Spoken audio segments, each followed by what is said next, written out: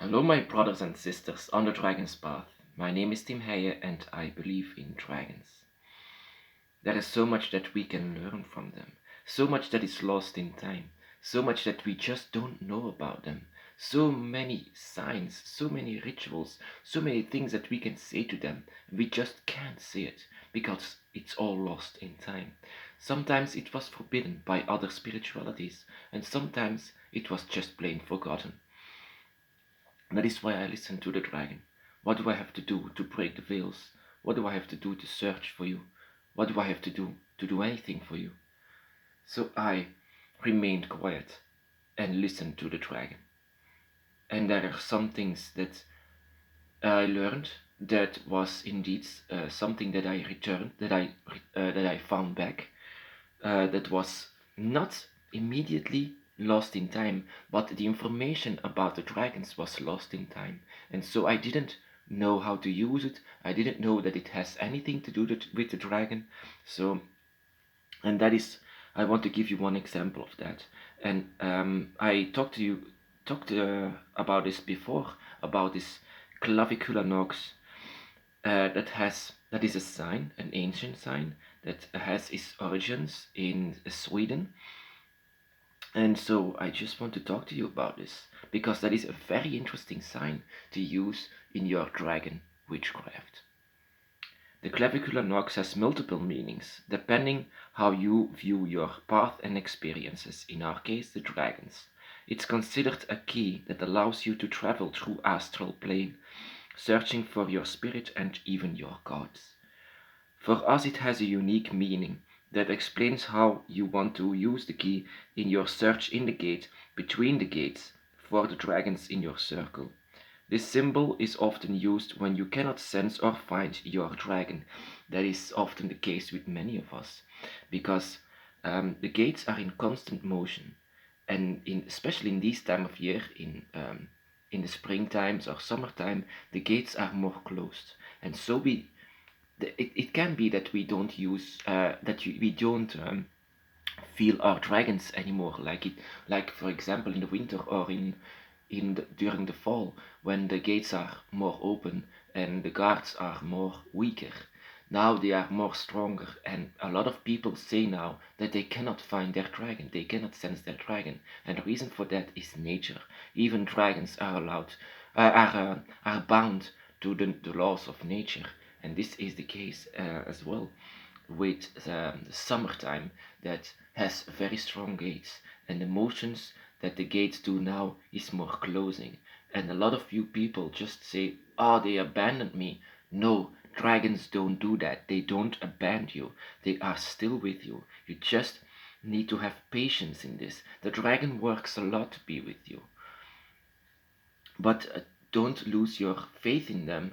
Those don't lose any hope. I mean, they are still there, but it's still, for the dragon it's very difficult to come to us. They still need to manipulate nature for that. So have a little faith in the dragon, my brothers and sisters. They are still with you. Dragons don't go away just because of that. They have done a lot for coming with you. So actually this key that I want to show you, the clavicular nox, is actually made out of that, out of desperation. It's an act of desperation to use the clavicular nox as the night key. You use out of love for your dragon, so that you come together as one. Three different dragon horns in one place. The key is also considered to be a darker material to enter what you really actually shouldn't, allowing to that is allowing to go to places that is actually not allowed for us to go, so, such as the domain of love, the domain I mean of Leviathan. It's manipulation of nature to enter the domain of Leviathan, but darkness. It's a dark thing, to go there. It's a dark key, very dark. That is why it's being called the key of the night. But darkness is not a stranger for dragon magic, because that is what it is. I have used it, and actually it has an effect on your search for the dragon. It's a kind of GPS that tells you where the dragon is now. It's trying to get you all together in one place, because that is what the wish is. That is what can be read from your spirit. This sign will read your spirit. So, like I said, it's kind of a magical GPS.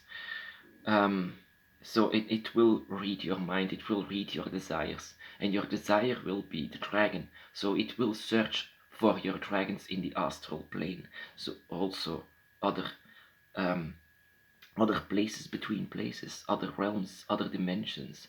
It will search down for it, search for what your desire holds dear, what you have a connection with also. It's trying to get you together for just in this one place. Don't forget, what you will send usually comes back in one form or another. While using this sign of the three dragon horns, whether if it is hate or love, it's draconic witchcraft out of love for your dragon. Yes, you have to know this. Whatever you send, it will come back as eventually, and that is not maybe in the same thing, but if you send love, then you will receive love from your dragon. If you send hate, then you will receive hate.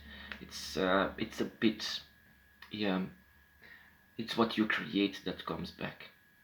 And this is, oh sorry, I hope that you can see it. This is the sign. I dropped something with it. So hold it here. This is the middle one, is the horn of the dragon god, your dragon god. This horn belongs to you. It's your horn. This is our side. This is the physical realm. This is the earth. This is here. This is where you are. And the other side is the dragon guardian. The dragon guardian horn, the one that woke you up, the one that is responsible for your awakening, that is the one that is responsible for your birth, and that is who you are. And together, coming together in the same realm, that is what this key is doing. That is what it wants, to let you to come together.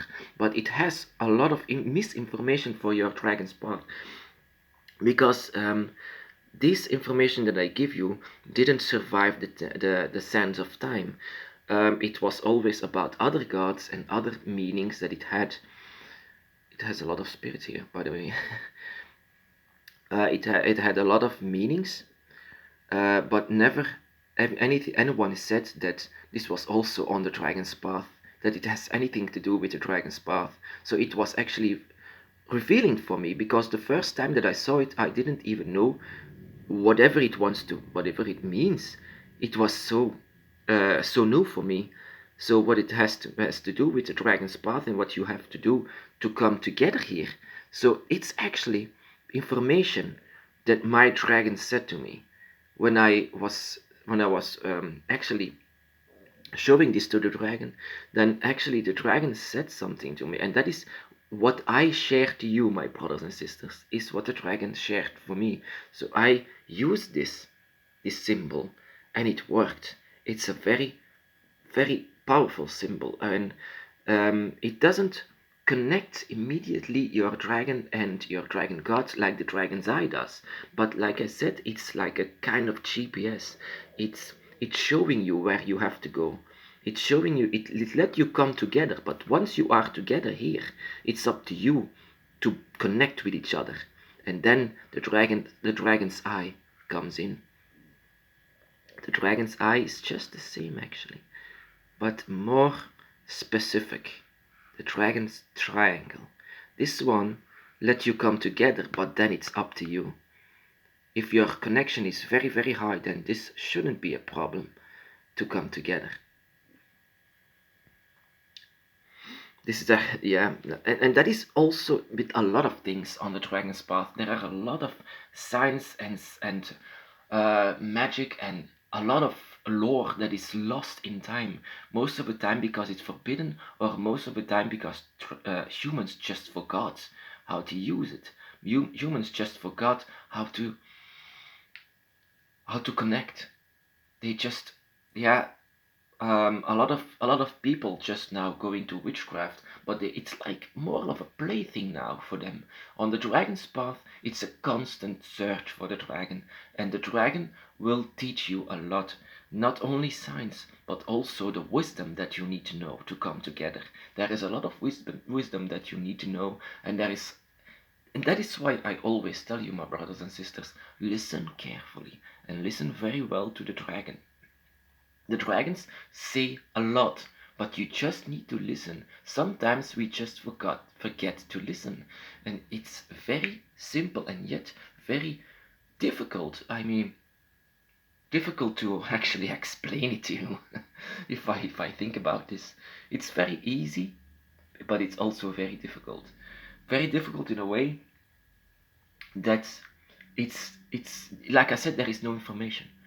You can't turn your face into someone or to in books to for information, for specific information about your dragon to come together. You cannot do that anymore. It's all lost in time. Just like this sign, I had to know from my dragon. If my dragon didn't tell me where it stands for, I didn't know. So I used it, and I know that it has a lot to do with the dragon. In Draconic Wicca or Draconic followers or the dragon witches, they can all use this. If you sense your dragon less, especially in this time of year, then this is actually a very good sign. And how do you know things like that? Like I said, you just need to listen. It's actually, yeah, and what makes it so easy, it's just there is a dragon next to you. There is a dragon. I don't say that you shouldn't read books because sometimes they can be very interesting for general information, but for specific information, you just need to listen, because there is only one book that you can write that is your own. But symbols like this are actually very ancient, used by old magicians and witches from the old. They always, when they used this, they were always looking for something in other dimensions and other realms, just like the dragon is in another realm. They were searching down for other spirits, just like we are searching down for other spirits that are also in these realms, that we just need to find again. The clavicular nox has multiple meanings, but for our path, it has just one meaning: finding the dragon. There is no other meaning to it. Then the other meanings don't have anything to do with the dragon, so you can just forget about that. But the only information that exists from this is about others, but not anymore of the dragon. The dragon said it to me. That is why I know. That is why it's so much important to just listen, just for a moment listen to the dragon. They are very, very close, so it's not that difficult. My brothers and sisters, be blessed.